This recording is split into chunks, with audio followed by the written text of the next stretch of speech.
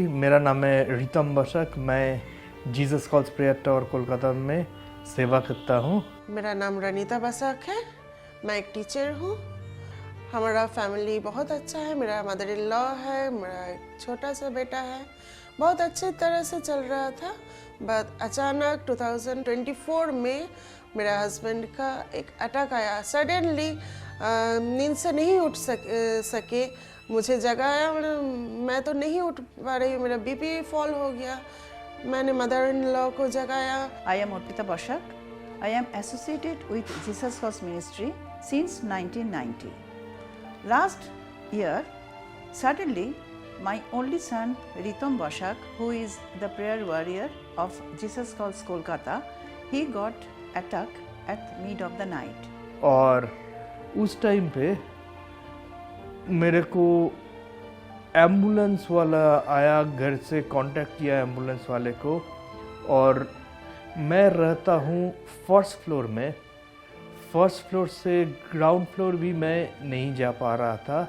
वो लोग मुझे बेडशीट में उठा के लेके गया, फिर स्ट्रेचर से मुझे निकाला और एम्बुलेंस वाला में लेके जा रहा था।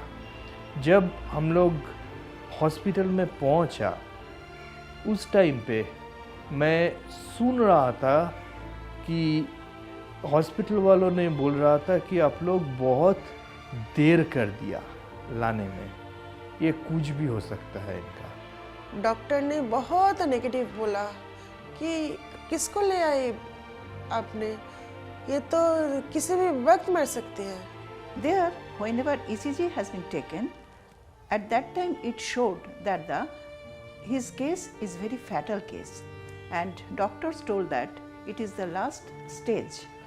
डॉक्टर ने मुझे बोला कि ऑपरेशन करना पड़ेगा, और पहले बात था कि ऑपरेशन करके क्या करेंगे वो भी बताए थे। वो क्या बताए थे कि एक डिवाइस होता है जो दिखाया था मेजर करके, ऐसा इतना लंबा होता है जो बोले थे। वो डिवाइस के अंदर बैटरी रहेगा, ऑपरेशन मिल के ये करोड़ में पूरा चला जाएगा। पैसा का इंतजाम कैसे करते ये नहीं पता था। तो मैं यही सोच रहा था कि 1 करोड़, एक मिडिल लेवल फैमिली से 1 करोड़ कहाँ से आएगा। बहुत टेंशन में आए थे मैं। मेरे पिताजी भी आए थे बैरकपुर से, मेरे ब्रदर भी आए थे, सब परेशान थे। So, we are very much helpless at that time, but prayer was going on in everywhere, and especially in the Kolkata Prayer Tower. All the staffs, volunteers, well-wishers, ambassadors, everybody prayed for him. मैं बिस्तर में लेटा हुआ था। उस time पे पूरा life support system में था, लेकिन ईसा मसीह जब क्रॉस में था उनके पास कोई लाइफ सपोर्ट बोल के कुछ नहीं था। मेरा जो हाल हुआ है तो उनका क्या हाल हुआ था, थोड़ा सा मेरे को समझ में आया। Being a mother, it is unbearable pain. I cannot express it. And one night's experience I can share, which is that at the night time I had to stay with him. At that time, the very 2 patients party was called through the phone, and we know that that was very critical case, and only for that reason they were asked. And at that time, I was very much scared if I was called like that. And at that time, I fervently prayed. I cried to Jesus, please Lord, spare my son, spare my son, spare my son. And he listened to my prayer. I saw the next day, and whenever I saw Ritam, he was very much well at that time. And suddenly we saw that there was a drastic change in all his reports, and the doctors told it happened how they also couldn't understand. And he gradually survived. Gradually he became all right. प्रभु यीशु की धन्यवाद हो, उसने मेरे husband को चंगाई दिया। उसने मेरे हस्बैंड का दिल का जो ऑपरेशन डॉक्टर बोल रहे थे वो नहीं हुआ। आज 6 महीना हो चुका है, मैंने बिना ऑपरेशन के चंगा हो गया हूँ।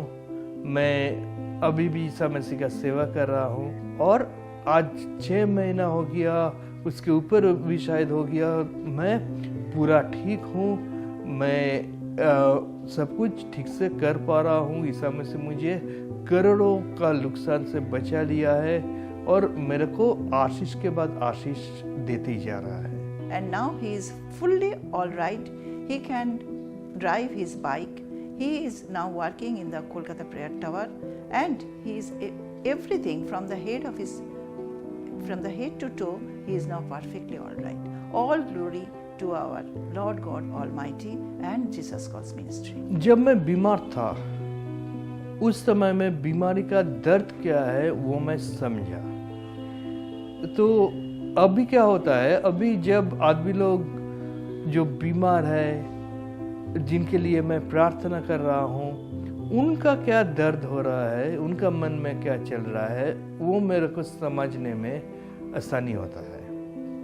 और जब मैं बीमार था, ईसा मसीह ने ये मेरे को सिखाया कि ये कैसा लगता है, कैसा हुआ है, और आदमी लोग का मन में उस टाइम पे क्या चलता है, वो सब मेरे को अच्छा से समझने के लिए मदद किया।